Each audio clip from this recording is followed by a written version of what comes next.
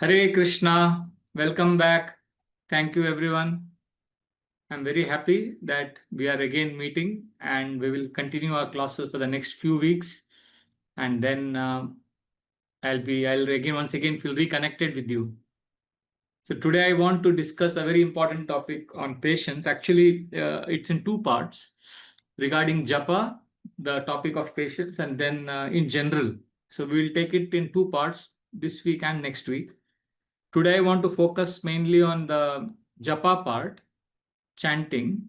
And today will be a little different in the sense, generally we have a Japa talk, then we chant Japa, and then we have the main topic. But today I want to share some very important principles on chanting regarding patience. And then we will chant for a little longer time than usual. Usually we chant for 10 or 15 minutes. Today we'll chant a little longer because I'm going to share some very important principles that I've learned. And I want us to practice this principle today together. And we can immediately reap the benefits. And then we will have some discussions on this. So we may not be having a separate presentation today. So is that okay, Shivam Prabhu? We'll have it like that today.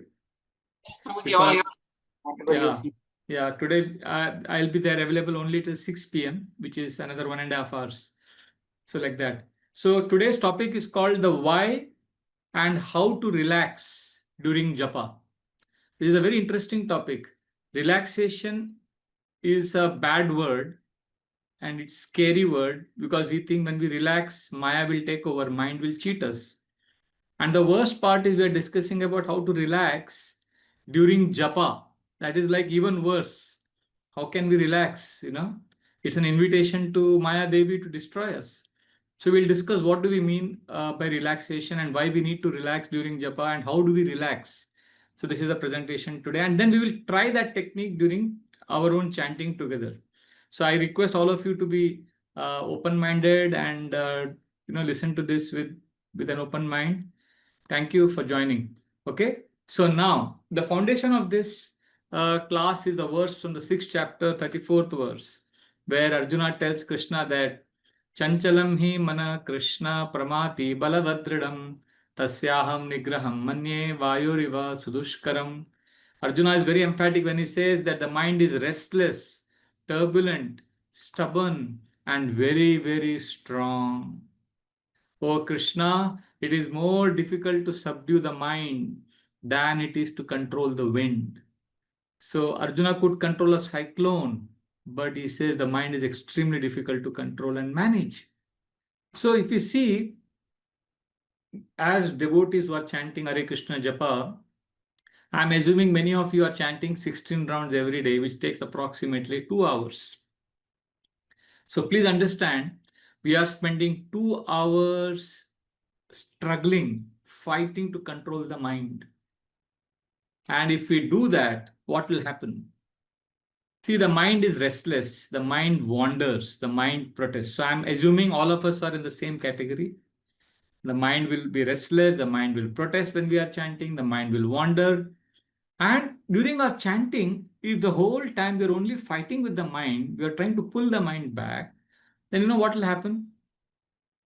It will leave us drained. It will leave us exhausted.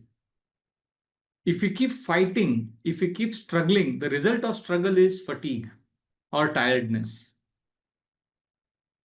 And not only will get tired, we will become vulnerable to seek relief in worldly distractions. There are many distractions in this world which will appear very attractive to us because we are tired because of our struggles. So if the only thing we do during Japa, if Japa time we are only struggling, if that is the only thing we are doing during Japa, then that struggle with the mind will eventually lead us to surrender to the mind. I'll repeat. When we keep struggling with the mind, eventually we will lose the struggle and we will surrender to the mind. Because struggle is a temporary phase. We cannot struggle always. Because ultimately all of us are seeking shelter. We are seeking safety. We want to belong. We want to feel loved. We want to be home. So after struggling so much with the mind, we will eventually surrender to the mind because we want shelter. So we will take shelter of the mind only. And the mind will run havoc in our lives. And all this will not happen, of course, if instead of the mind, instead of struggling with the mind, we choose to surrender to Krishna. If we come to Krishna, then the problems won't happen. So I'll explain how this works. First of all, let us understand what struggle does. If you are struggling whole day, and every round of your japa, then what happens is struggle makes us tired. This is a definition. This is a natural human reaction. Whenever you struggle in anything, it leads to tiredness. I hope you agree with this and you have experienced this. Struggle is equal to tiredness or fatigue.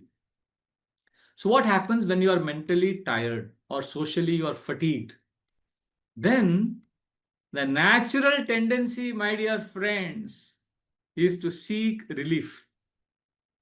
When you are tired, when you are fatigued, you want relief. And the mind looks for something. Relief means what? Relief means the mind looks for something that will require very little effort, but in exchange of that effort, you get quick stimulation.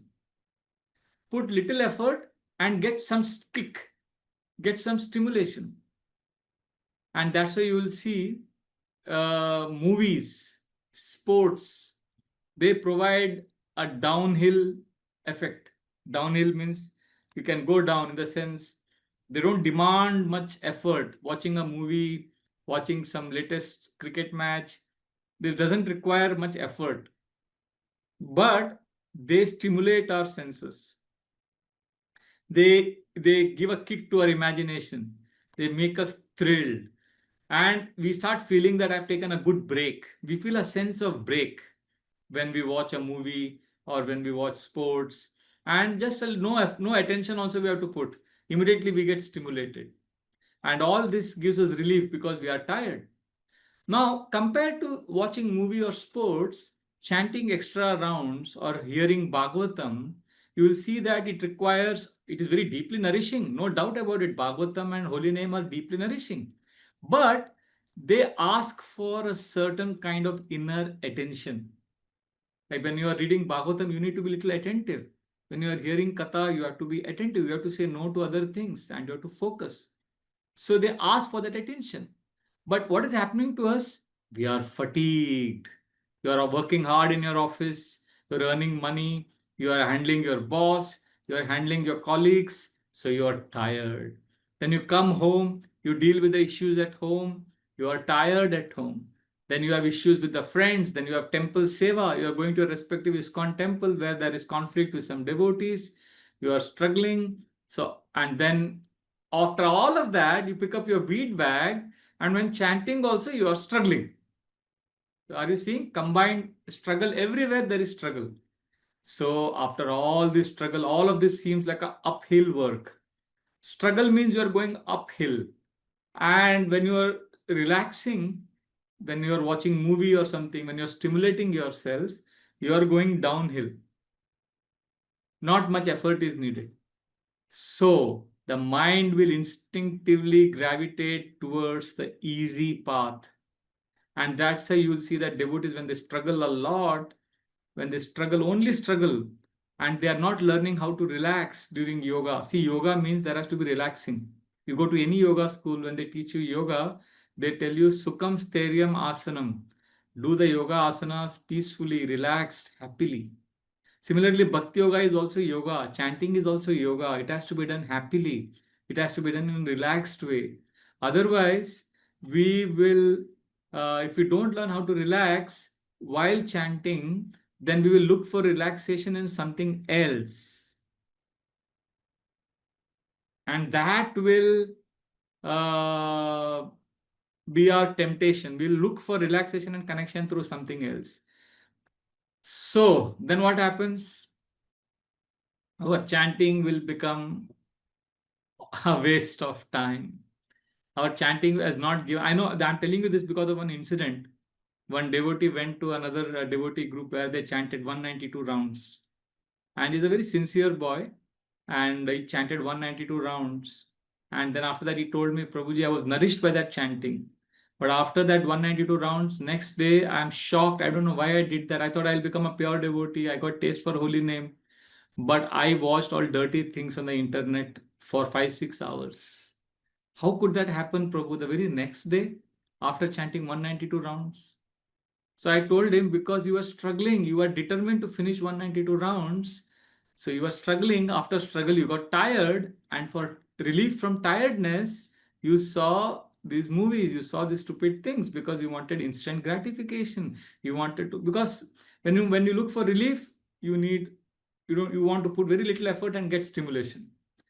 So therefore, our our there is a saying in our brahmacharya ashram, like it's a Christian saying. It's a ancient Christian monastery. They used to say this, that when monks get tired, or it is said that tired monks will run to distraction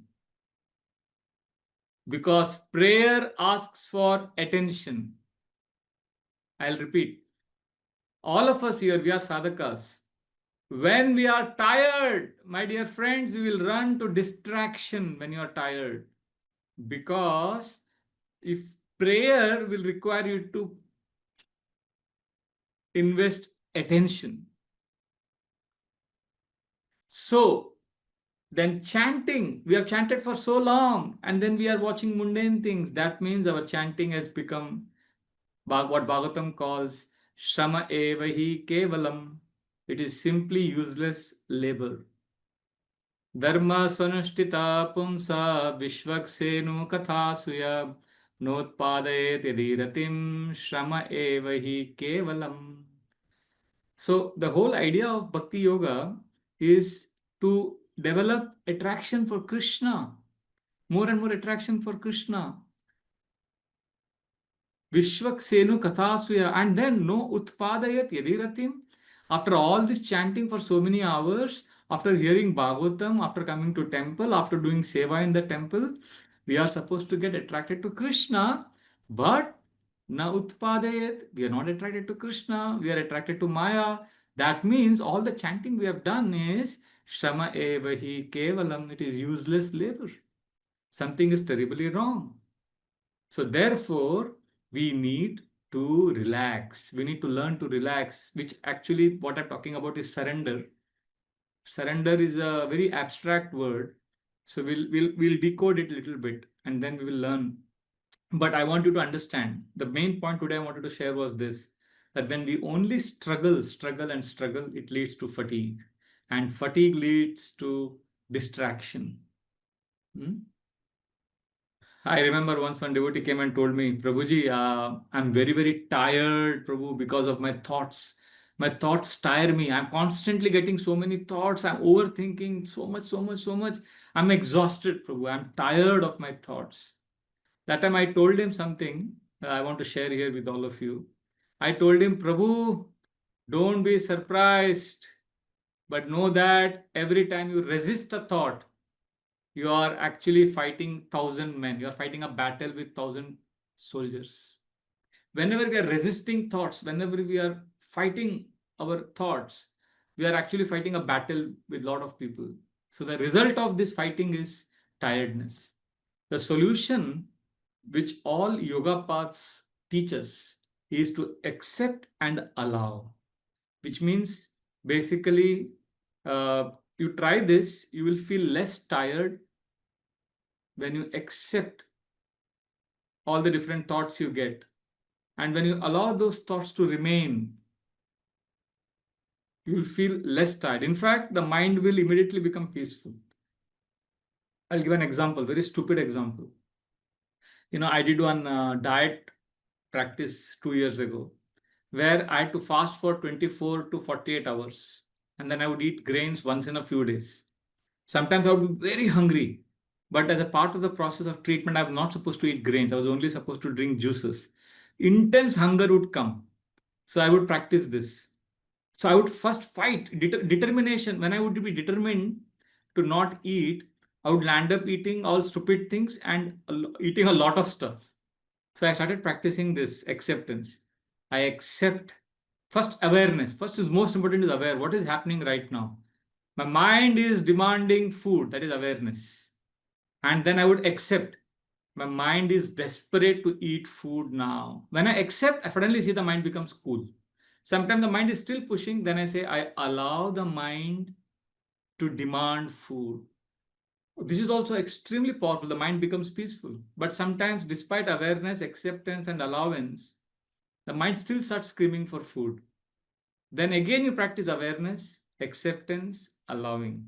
Then you will see if your awareness is there, then you will see the mind start saying, okay, check the WhatsApp now. Okay, go and drink water now. Okay, get up and check WhatsApp messages. Do this, do that. The mind doesn't want to lose control. And at each stage, you simply practice awareness, acceptance, and allowing.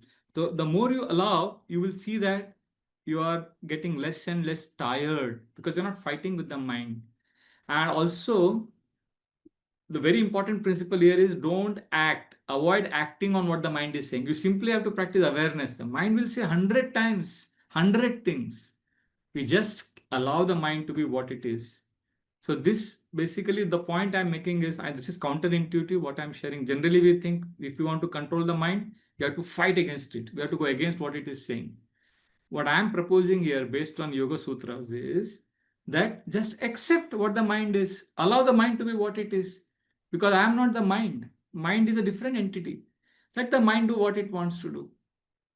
And as long as you don't act on what the mind is saying, you simply are aware of what the mind is saying. You accept what the mind is saying. So allow the mind to be what it is. You'll see that you are less tired. And when you are less tired, the chanting that you are doing will nourish you. See, if you are only struggling, fighting with japa, it is exhausting. In fact, constantly resisting the mind will leave us drained. We will get completely tired. So we are proposing here a deeper way. This is what I've learned from my Guru Maharaj. The deeper way is from struggle, we have to move to surrender. We have to enter the stage of surrender. From fighting the mind, we have to stop fighting the mind. We have to enter the stage of resting in Krishna's embrace, in Krishna's love. So how do we do this? Let us do this very practically. I'm going to share a few steps with you. And after this, we are all going to chant together for 25 to 30 minutes. And we will apply these principles. Okay? And then you will get today only, in the next 1 hour, you will have a realization of how chanting can be a beautiful experience. Chanting will not be a drag. So the first very important technique here is, or rather the step is, acknowledge that chanting is not for my happiness. Chanting is not for my pleasure. First acknowledge this. See, chanting will give us happiness. So I'm not, but first let us begin like this. Chanting is not for me. Chanting is for Krishna. Even if my mind feels miserable, even if I'm like mind is rebelling, I will continue to chant because this is pleasing to Krishna. So how does this practically translate in our chanting? It means, like, for example, this is my bead bag. So I'm chanting like this. So as we are chanting Hare Krishna, in the mind, we offer a prayer like this. Krishna, I am yours. The next 1 hour, next 20 minutes or whatever, the next 2 hours, Krishna, I'm chanting is for you. My mind will run wild, Krishna, but it does not matter. Please accept me. Please accept my japa. Please let me be with you. So this is the prayer we offer. So what is happening here, if you see subtly, the mindset is shifting.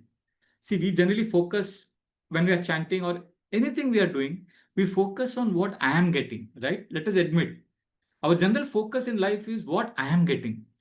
But if you want to trick the mind, if you want to have a very happy experience in japa, then the first step is to shift the focus from what I am getting to what I am giving.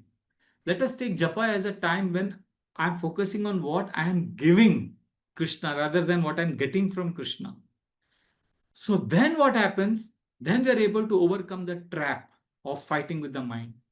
So then this is the first thing. First thing is we start changing the paradigm. It is not for my happiness, it is for making Krishna happy. Then the second step is Okay, we want to chant as a service to Krishna. So then the second step is we come back to Krishna more and more during japa. Because, see, coming back to Krishna means, remember, I always say this, on the right side is Krishna, the left side is mind.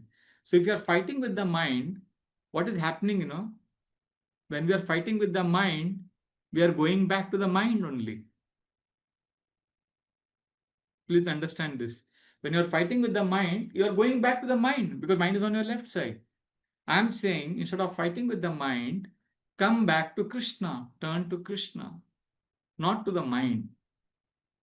See, many times I think many of you will admit, one of the most amazing things devotees do is that when we sit to chant, we think the main business in chanting is to fight with the mind. No, chanting is not about fighting with the mind. Chanting is about coming closer to Krishna. And to come closer to Krishna, we have to take this big step. Krishna, this is not for me, this is for you. And that's when we can relax because we are coming to Krishna. I know this sounds very, very vague because relaxation is a swear word in many devotee circles. They don't like to use the word relax. They think we're going to have big trouble if we relax. Maya will get us. It's true. We have to struggle. Srimad Bhagavatam explains very clearly that the mind is like a captured animal. The hunter captures an animal and puts it in the cage. And the Bhagavatam says if the hunter is little relaxed and relax, then that animal will devour him. So the hunter he has to be alert. So therefore we have to struggle. We have to be alert with the mind. I'm not denying that. It is very important. But along with being alert, but if you are not turning to Krishna, then our only struggle and being alert will make the mind eventually win the battle. The mind will win over you if you don't turn to Krishna. That is the rule of the game. Because our process is Krishna is the controller of the mind and senses. Krishna is known as Rishikesh. Gopinath अनाथ देखिया मोरे तुम ऋषिकेश ऋषि कदमिया तारा है samsmriti घोरे. Bhaktivinoda Thakur says, "Oh Gopinath, oh Krishna, please see that I am an orphan and you are Rishikesha. Please take charge of my senses, my mind. Please control it." So we are not yogis, Prabhus, Matajis. Please remember, we are devotees.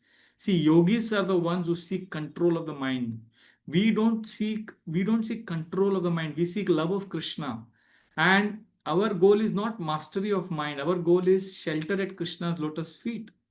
Therefore, if we identify ourselves as mind fighters, if you think I'm a mind fighter, I will fight my mind, I will control my mind, then you know what will happen? We'll remain absorbed in the mind only.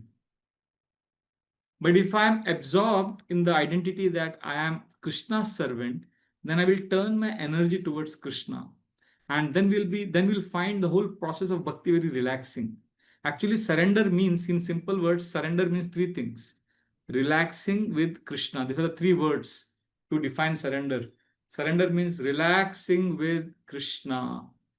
It means basically moving to our natural state of the soul. What is the natural state of the soul? Anybody knows? What is the constitutional position of the soul? Sat Chit Ananda. We are eternal, fully conscious, and fully blissful. Basically, what this means in practice is, when are we surrendering to Krishna during chanting? When are we actually relaxing in our chanting? When we can say this while chanting: Krishna, my mind is wandering. I am full of faults. But Krishna, with all of this, still I am yours. I belong to you, and this is enough. Krishna, your mercy, your love is far greater than all the nonsense that I am. My worth is not in my purity. My worth is not in what I achieve. My worth is in being yours, in belonging to you. That is my worth. So when we have this kind of prayer, when this is my prayer, then I am in the surrender space because I'm not struggling with the mind. I'm coming to Krishna. And then the whole game changes. Then japa becomes a very relaxing activity. Japa becomes a very nourishing activity. One of our senior brahmacharis in one of our classes, he was saying that you cannot prevent the birds from flying over your uh, head in the air. You cannot prevent the birds from flying, but you can prevent them from building a nest in your hair, in your house. So you cannot prevent the birds from flying above your house, but you can always prevent them from making a nest, isn't it? Similarly, this is a very, very vivid analogy. Please understand. This is a great analogy for wandering thoughts. We cannot stop the mind from wandering. We cannot stop the mind from going here and there. But we should not build nests, which means by over fighting or over identifying with the thoughts, by analyzing them again and again. So when we do all of that, we are building nests. So instead, what devotees do, they become aware, they accept what their mind is saying, they allow the mind to be what it is, and then they gently turn to Krishna. They relax in Krishna's presence during japa. This is the way we are able to overcome the struggle and the fatigue. So when we approach chanting in this way, the heart relaxes instead of endlessly struggling. We begin to experience peace, we begin to experience sweetness, and you'll see that the devotees start feeling that simple joy of being with Krishna.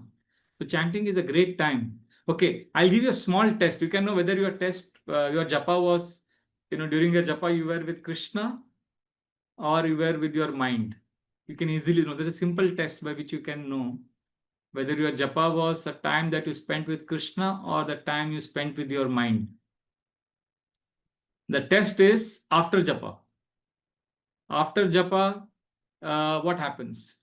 If you feel tired, restless, eager to distract yourself with news, gossip, WhatsApp, social media, that means during your japa, you are struggling with the mind, you are surrendered to the mind, you are fighting the mind, but you are not resting in Krishna. But if after chanting you feel peaceful, refreshed, rejuvenated, satisfied, that means you were with Krishna during chanting. So therefore, we need to make our chanting with Krishna.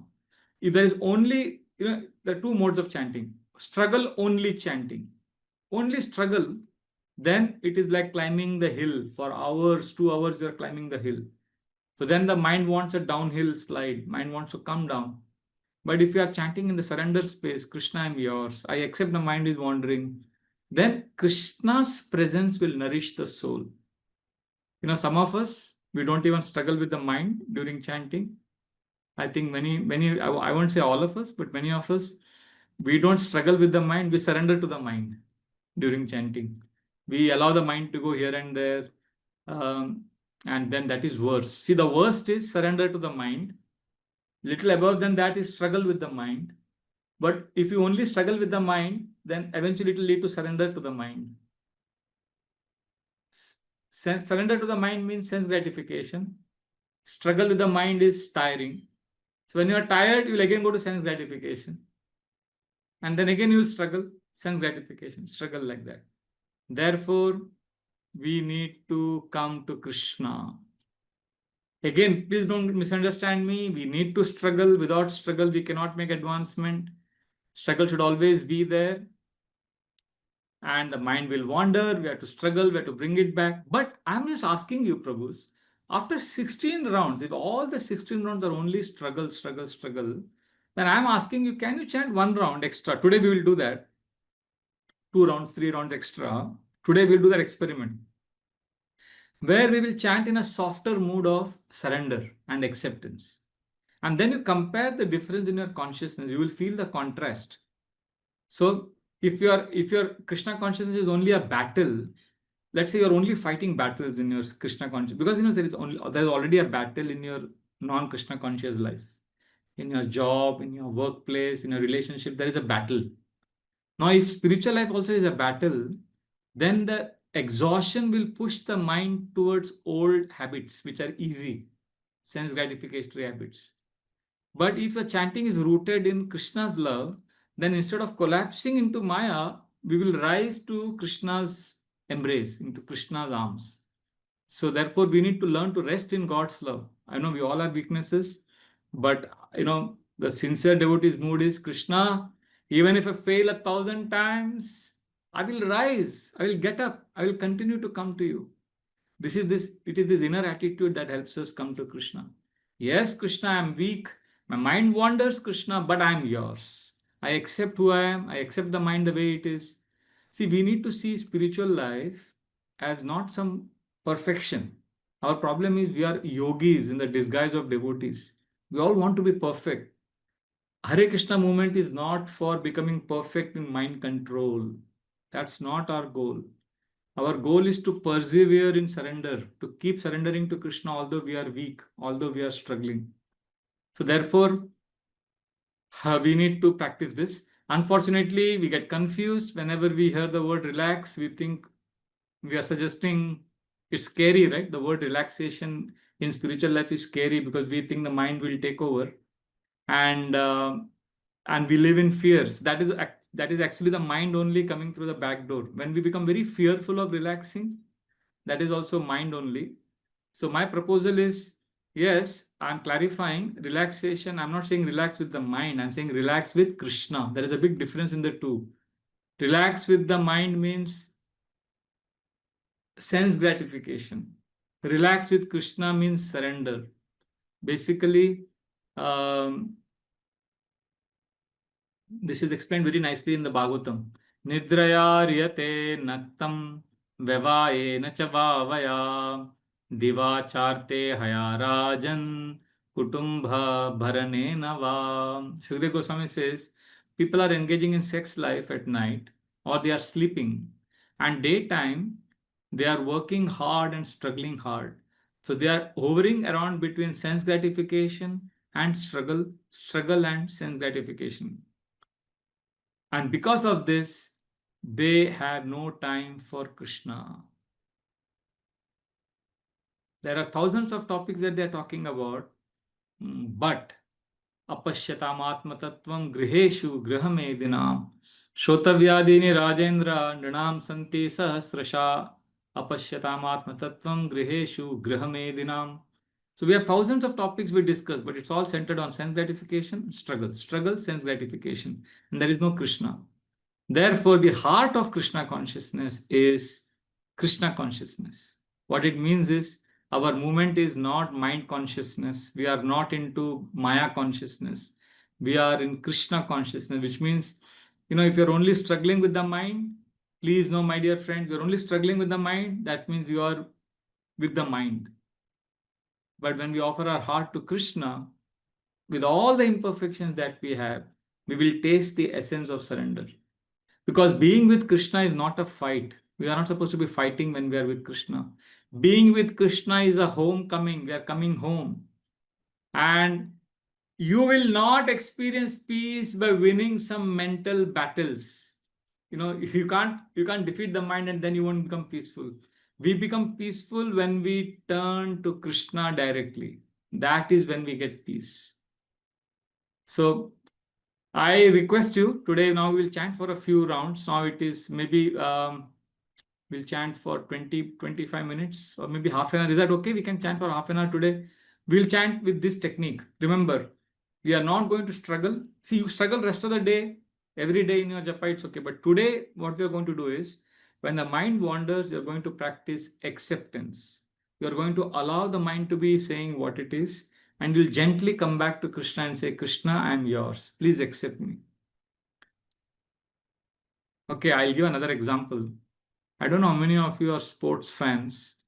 Before coming to Krishna consciousness, I was a great fan of cricket and tennis. These are the two sports I always followed, and I played also. So in tennis, there is a very historical incident. It's considered legendary in tennis.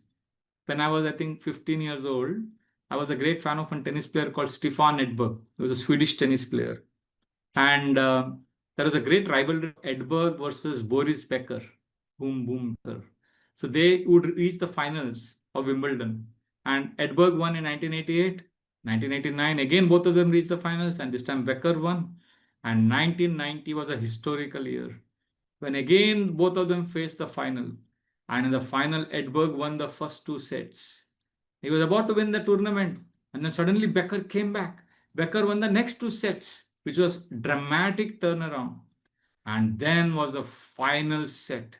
And there again, Becker broke Edberg and he was leading. And he just had to maintain his serve and he would have won the championship. But biggest surprise was Edberg broke him. Edberg came back and he won the championship. And that means Becker was lost, but he came back and he was about to win and again he lost. So everybody was amazed, but then again they were disappointed. What actually happened? Now Boris Becker is very humble. He admitted that, later on he admitted in an interview, that when he was winning, when he had lost, but he came back, he fought hard. And then when he was about to win, he suddenly started thinking what will happen in a few minutes. He's going to win. The championship trophy will be in his hand and he's going to give a victory speech. He started imagining all of that. And in those 2-3 minutes of imagination, he lost concentration. And Edberg came back and he won the match. So what happened was, there are two very, very important points here. He was lost. He had allowed the mind to go away. Now, this was not a fault.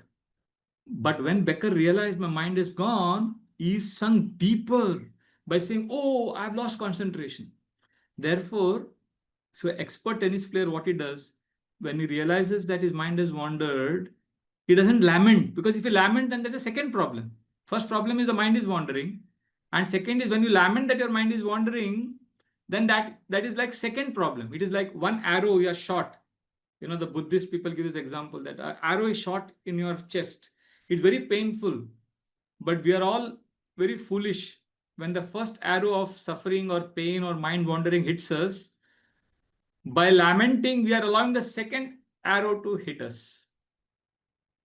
So one arrow has hit us, somebody has stabbed you with the dagger, it's painful.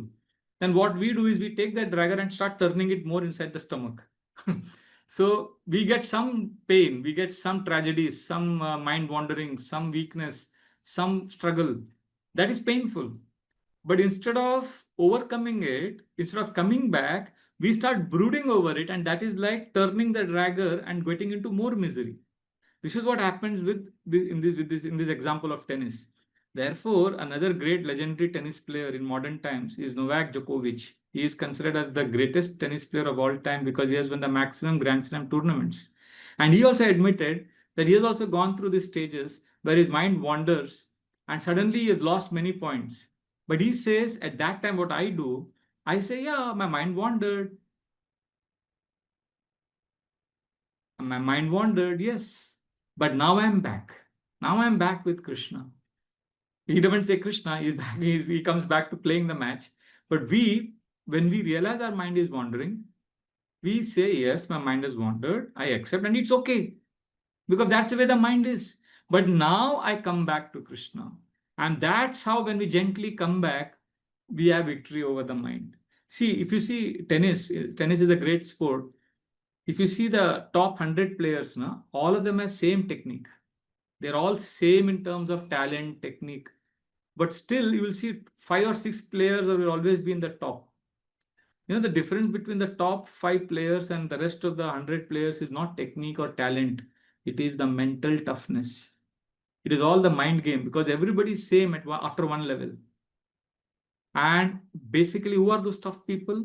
Those who learn to struggle, but in a relaxed way. Whether it is Novak Djokovic, Federer, Nadal, all these top players, they will fight, they will play, but they're also detached. In, I think, 2019, there was a legendary Wimbledon finals. It went on for 5.5 hours or something. It never got over. Finally, one of them won. I think Djokovic won and Federer lost. And after that, both of them said, now we are going back home. They have nothing to do with tennis now. हो गया, we match खेल लिया. The thing is, they are not obsessed. You win when you relax. See, devotional service also means surrender to Krishna, means being with Krishna. If the mind wanders, it's okay. That doesn't mean we indulge in the mind's wandering. It also doesn't mean that we keep fighting the mind. It means accepting, allowing the mind to be what it is, and then going forward. I hope this makes clear. we'll chant now like that, in that mood. I'll give two more examples. Now I gave tennis example, I'll give cricket example. In cricket, there is a legendary cricket player called Sachin Tendulkar. So at one time, he used to score 4 centuries every year on an average. Then a time came in his life when he reached 99 centuries. And he took 4 years to score the next century. Because lot of pressure, 99 centuries. So whenever you would go to play, you would get out in 90s, 85, 95. Because the pressure was very high. And one day his household maid, Kamwali Bai, she told him, Prabhujini, she told him, Sir, आपका 100th century कभी होएगा? When will you hit your 100th century? You can imagine even she was putting pressure on him. So he couldn't handle this stress. Finally, he struggled, and somehow he managed to get his 100th century. Now, it is his humility and greatness that is admitted this struggle. So this pressure when we take, that I have to struggle, I have to fight. The same Sachin Tendulkar, when he was a young boy, he was bindas. He was playing, scoring centuries, not stressed, not trying to control, just going with the flow. So this is very, very important. We need to let go. So this is the tool. So basically, practical application now. It is 5:16 in my watch. So till 5:45 we will chant, and then we'll have 15 minutes of question answers based on this technique that I've shared. So what we are going to do now is we are going to chant. Even if the mind wanders, you are not going to struggle with it. You are going to practice awareness, acceptance, and allowing. Yes, Krishna, this is who I am, but now I choose to come back to you. So just be gentle with yourself and see how the holy name will nourish you. Can we do this? Can we all keep our Japa videos on and Japa the beat bag, and then we can help each other chant? Can we do this? So I'll be really grateful if all of us can chant for the next half an hour. And please meditate on this principle. So some of the things, affirmations you can do is, Krishna, I am yours. My mind is wandering, but still I choose to come back to you. Just practice awareness, acceptance, and allowing. And then avoid acting on what the mind is saying. Don't get up from this chanting. Just be with the holy name. Okay? We'll chant now. Thank you very much. Hare Krishna. Jai Sri Krishna Chaitanya Prabhu Nityananda Shri Advaita Gadadhar Shivasadi Gaura Bhakta Vrinda. Hare Krishna, Krishna Krishna, Hare Hare, Hare Ram, Ram Ram, Hare Hare. Thank you very much, all devotees, for chanting. So today we discussed about how not to struggle but to surrender, and we discussed two important principles there. First is to change the paradigm and understand that chanting, I'm not going to get anything out of chanting. Chanting is not for getting something, chanting is for giving. And the second most important principle is, once you have established this, we keep coming back to Krishna gently and surely. And then the third point I discussed was, if the mind wanders, it's okay, but that is the first arrow which has hit us. The problem is the second arrow, which is when the mind wanders, the lamentation that we go through, that lamentation causes more problems. And I gave the example of the tennis player Boris Becker, who saw that his mind wandered, but instead of gently coming back, he lamented, and then that's how he lost the match. Similarly, many of us, we find that when we are chanting, the mind wanders everywhere. But when we realize that the mind is wandering, instead of coming back to Krishna, we start lamenting more that we are useless. And because of that lamentation, that is the second arrow which hits us, and we get disconnected from Krishna completely. Therefore, surrender means to accept yourself the way you are and come back to Krishna at whatever level you are in. So this is the discussion we had today. Now we can have some question answers or comments on this topic, on how we can relax and surrender to Krishna. If we don't do this, remember I spoke in the beginning of today's presentation that how, if we are fatigued, what will we look for? If we are struggling, first thing is we keep struggling. What is the result of struggle? Tiredness or fatigue. And when we are fatigued and tired, then what does the mind look for? Mind looks for quick stimulation. Some stimulation with no effort. And who will provide that? Movies and sports. That is a downhill relief because they don't demand inner effort much, but they stimulate the senses. Bhagavatam and chanting will give us nourishment, but Bhagavatam requires little attention. And therefore, it's an uphill work. Therefore, the mind gravitates towards the easy path, towards the old habits, towards sense gratification. Therefore, when we are tired, we run for distraction because prayer needs attention. The only way is we start relaxing during our japa so that we don't look for something else to relax. And that relaxation will happen when we can offer our hearts to Krishna at whatever level we are in, without judgment, without struggle, just offering our heart the way we are. So this was the presentation today. I hope you have chanted with this mood and these principles in mind, and I'm sure and I'm hoping that you had a different experience of chanting. Hare Krishna. Hare Krishna, Prabhuji. Thank you for the presentation points. So we have few raises. Like few people have raised their hand. So yes, Ajit Prabhu. Hare Krishna Prabhuji, Dhanapram. Thanks a lot, Prabhuji. It is really relishing and wonderful to have your association back, Prabhuji. Prabhuji, the biggest problem which I personally feel, and this is something which is always bothering me, but after listening today, it has helped me a lot, but still I'm asking this question. The first thing which comes to my mind is uh, the time factor. As soon as I sit for chanting or I go for chanting, it is like, oh, I need to, it will take 2 hours, and after this, I will have to do this, I have to do that. There's always something, I have to go to office or I have to finish this work. So that always hampers the chanting, and that always bothers me a lot. And many times I realize that because of that, I'm not able to concentrate and start running or just getting my rounds done as early as possible. But today's realization has all helped me. But if you can uh, just give some more uh, explanations around it, that how to go away with this, how to not think about the time passing by or time which in which I'm logged in. So how to handle that? There's no shortcut. You have to offer this to Krishna. During chanting, you have to say, Krishna, please look at my pitiable condition. Krishna, please take pity on me. Instead of being with you, I'm looking at the watch. I'm so far away from you, Krishna. Please help me.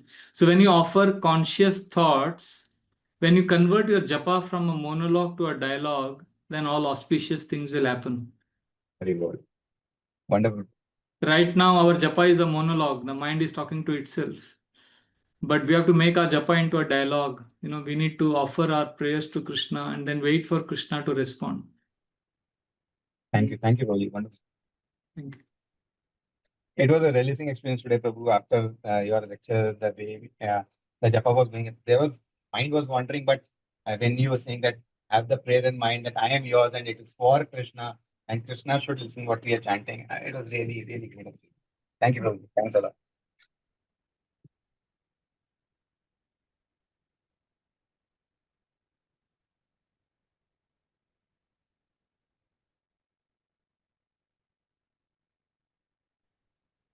Hare Sorry. Krishna, Prabhu. Pranam. I was asked to unmute, Prabhu. Can I ask my question? Yes. Hare Krishna, Prabhu. Thank you so much. Very, very nice to have your association after a long, long time. So, Prabhuji, in your previous sessions also, you've mentioned that when Krishna speaks to us, then the voice of Krishna is soft, the voice of Krishna is slow. So, today when I chanted, especially because we generally have this tendency of wanting to complete our 16 rounds. So, I generally chant fast, and I know whenever I'm chanting, I know it's my mind because I'm fast, I'm loud, and then I always remind myself that the voice of Krishna. If I'm connect with Krishna, then I have to be slow and soft. So today, especially, I tried to chant slowly because there was no need for completion like that, because it was like in my mind was I was telling this is extra round I'm chanting for Krishna's pleasure. I've already completed my 16 rounds. I don't even have to complete one round also.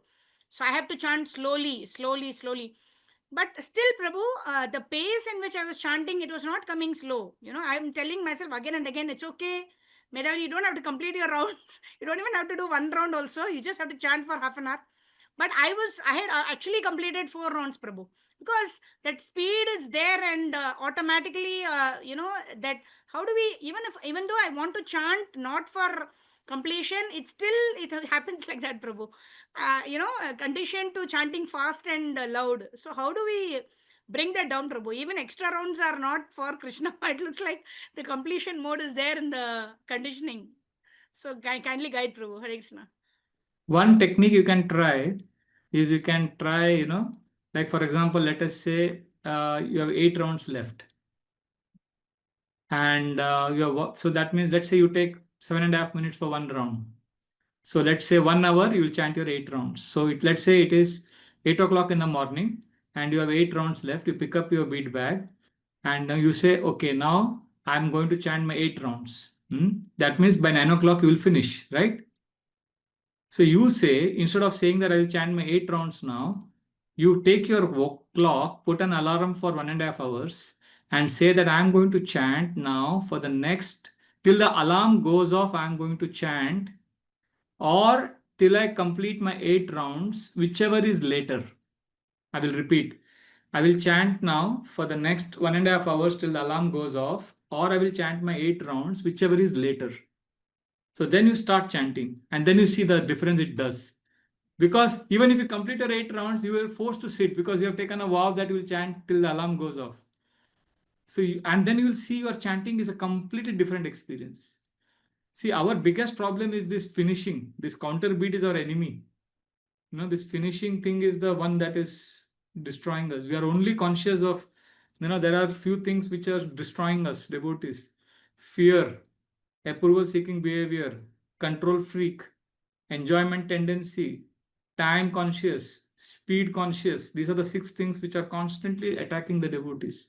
So therefore, we need to, one other thing is speed and time.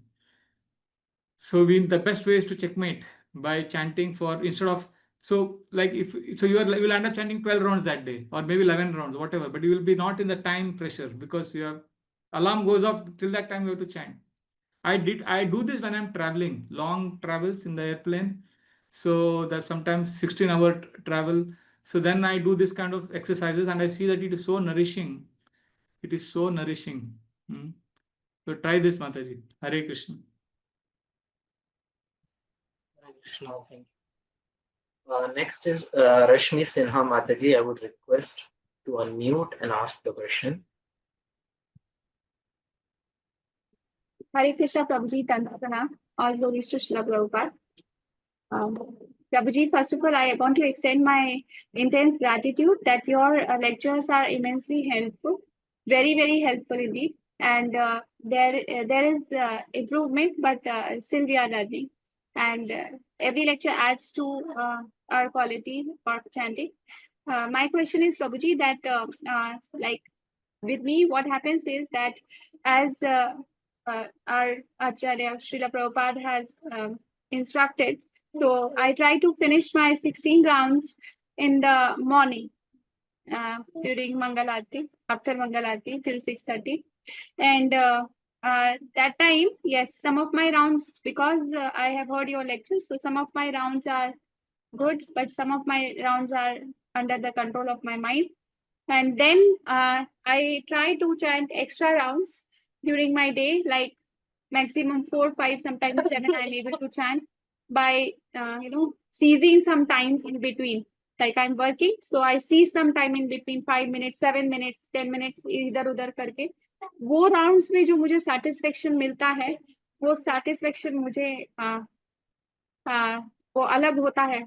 सुबह जो होती है वो मेरी duty होती है, और जो बाकी के एक्स्ट्रा राउंड्स होते हैं ना, वो मेरा भगवान के साथ साझा टाइम जो होता है वो आनंद होता है. तो I want to know that how can I come, मतलब इज दैट ओके, और how can I improve? Hare Krishna. It is beautiful. Thank you. Because duty is never fulfilling. Love is more fulfilling than obligation. Whenever there is duty and obligation, we get choked up at some point of time. So we have to convert our duties into love. Either you do things that you love or you start loving what you do. So So otherwise, you'll not be able to sustain it. So what you are doing is the 16 rounds in the morning is a duty and obligation. So it's like you have to get it done. But later on, it's a space of love. So whenever we are in a space of love, we are more fulfilled. So we have to keep obligations in Bhakti Yoga as minimum as possible and spend more and more time in the love space, because there's already enough obligation in our non-devotional life. So here also, if you add obligation and duty, then duty in non-Krishna conscious life, so you have come for shelter here, and here also you have duty and obligation, then where will you go for love? You will look for material energy. So therefore, better to look for love in Krishna consciousness and do those activities that give you shelter. Hare Krishna. Hare Krishna. Next is Nidhi Mataji. Please unmute yourself and ask the question. Hare Krishna Prabhuji, Dandavat Pranam. It was a nice, helpful session. So my question is, when in one of your lecture you told that before Japa you can do free writing so that you will understand what's your mind actually doing, right? So I tried it, but after writing that, my mind always thinks like I have written it already, right? So there's no point in pulling back the mind. So sometimes I try to hear the Japa motivations, also Japa talks also. So, but still, I feel that I am disturbed. So, can you suggest something, Prabhuji? I have nothing to suggest. Just accept yourself the way you are. I've said this so many times in all our ABC sessions. The more we are trying to fix the problem of Japa, the more we will suffer. Just accept where you are. Today's whole session was based on this. Accept and allow the mind to be what it is. You cannot change your mind. Just come to Krishna. This is a classic case of paralysis by analysis. Too much analysis, too much giving importance to mind. I was saying today also that the more we fight with the mind, the more we are turning towards the mind only. We have to come to Krishna. Just accept that the mind is wandering, accept that you are not present, and then gently come back to Krishna. Just be with Krishna. That's the only solution. You are trying to fix your problems, trying to solve your problems, trying to perfect your chanting. It will not happen. Yes, okay, Prabhuji. Thank you. Basically, start loving yourself. Accept yourself the way you are. There's nothing wrong with you. Om Purnamada Purnamidam Purnat Purnamudachyate Purnasya Purnamadaya Purnameva Vashishyate. We are all complete. We are coming from Krishna. One of the biggest problems with devotees is we think we are inadequate. We are always living in the gap consciousness. We are so far away from Krishna. So we are constantly doing things to fill that gap. But Krishna will always remain far away from us unless we start experiencing Krishna in the now. We need to be in the gain space. I am with Krishna. I belong to Krishna. Only then we will feel loved. We will never feel loved by lamenting, by struggling, by trying to close the gap. You will never get Krishna, because Krishna will always remain elusive. Krishna is right here. Krishna is there in that one call. When we say, Prabhupada said, prayer means to tell Krishna, Krishna, please accept me. So there are few things which will immediately make us feel loved by Krishna. Please accept me. I am yours. I belong to you. I love you.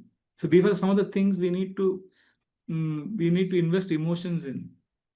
Then we will feel Krishna consciousness is refreshing, relaxing. Otherwise, the questions you're asking, Nidhi Mataji, what will happen is, whatever answers you get, you'll keep struggling, because your mind is got addicted. Just like people are addicted to liquor, cigarettes, and drugs, we are emotionally addicted. Some of us are addicted to always being inadequate. Some of us are addicted to always being angry. Some of us are addicted to always feeling low. It's an emotional addiction. So we need to start just accepting who we are and coming to Krishna. Hare Krishna. We'll take one last question by Mahasundari Radhika Mataji, and then I may have to leave, and then we'll continue next week. Is that okay? Yes, Prabhu. Hare Krishna Prabhuji. Thank you so much for the class. Prabhu, I have two questions, but I'll ask one. How important it is how important is the pronunciation during the chanting? Because sometimes some devotees say that, oh, it's not Krishna, it should be Krishna. Or even in kirtans, like there are extreme when devotees try to go into unnatural pronunciation, like instead of Ram they say Ramo, or for Krishna they say Krishna. But if it's natural, the way we speak, so how important is that pronunciation, or how important is to focus on that right pronunciation? Could you please guide on that, Prabhu? Murko vadati Vishnaya, dhiro vadati Vishnave, dva ubho edete bhavagrahi janardana. Krishna is looking at bhava, the emotions, not the pronunciation. Although we want to try and pronounce as nicely as possible, but I was hearing my Guru Maharaj's class recently. He was saying that Krishna is bhavagrahi and devotee should become saragrahi. So he was explaining that bhavagrahi means Krishna is looking for your emotions. Krishna is looking at what you are actually intending. And devotees should become saragrahi, means when we are interacting with others, we should look for the essence, the good qualities, and overlook all the bad things. So Krishna will not, see, pronunciation is important, but not everybody can pronounce. Like if you give me Russian names, na, or some Middle East, Russian names or Eastern Europe names, I cannot pronounce them. Similarly, many devotees cannot pronounce Krishna, Rama the way it should be pronounced. So I personally feel that it's okay. But the more important thing is, are you able to offer your thoughts to Krishna, and are you able to receive Krishna's presence? Because Krishna, Rupa Goswami writes in Nectar of Devotion that Krishna is, one of qualities of Krishna is a linguist. Vivida Bhashavit. One of the qualities of Krishna is he is expert in many languages. For that, Rupa Goswami says how Krishna speaks many languages, even the languages of the birds, languages of the animals. And then he says, Krishna also knows the language of the Kashmir province. So I was reading that recently. That means Krishna knows so many languages. That's why Krishna as Paramatma is able to hear the calling of all the devotees. Today I'll tell you a classic example. One devotee from America wrote a message to me saying that, Prabhuji, I'm very angry with Krishna, because he is, so many devotees I see are suffering. What should I do? Is this correct to be angry with Krishna? And I was thinking, how do I console him? I was feeling tired counseling him. What should I tell him? And I gave up. I didn't reply to him. I switched on my Prabhupada lecture and went to take shower in the morning. I was in Bengaluru today morning. So I was taking shower, getting ready to go to the airport. And you know what I'm hearing Prabhupada say? Prabhupada is speaking Bhishma, getting angry with Krishna and wanting to defeat Krishna. And Prabhupada says, so devotees can be angry with Krishna also. That is also devotional service. I was feeling Prabhupada is so sweet. Krishna is so sweet. I had this trouble and they are answering. So Krishna is always taking care of us. We need to see Krishna in our day-to-day life, in small coincidences, in some big events. See, these are all small incidents where you can immediately get reciprocation from Krishna. But there are many incidents where Krishna reciprocates with you after 1 year. So I have a request to all of you, try this experiment. See, I have this small notebook which I carry with me. I write on this many things, keep scribbling something on this. So you write some intense prayer you make to Krishna and write it down in that. And then you keep it on record and see how Krishna will reciprocate. You made that prayer, maybe not tomorrow. Like for example, today, this devotee asked about being angry with Krishna and Krishna immediately reciprocated. So this was immediate. But there are sometimes I see Krishna answering a question which I had asked 1 year ago.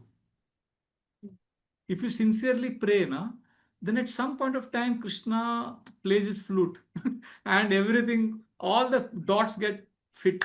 So don't worry about too much about pronunciation. Worry about, are you conscious of Krishna?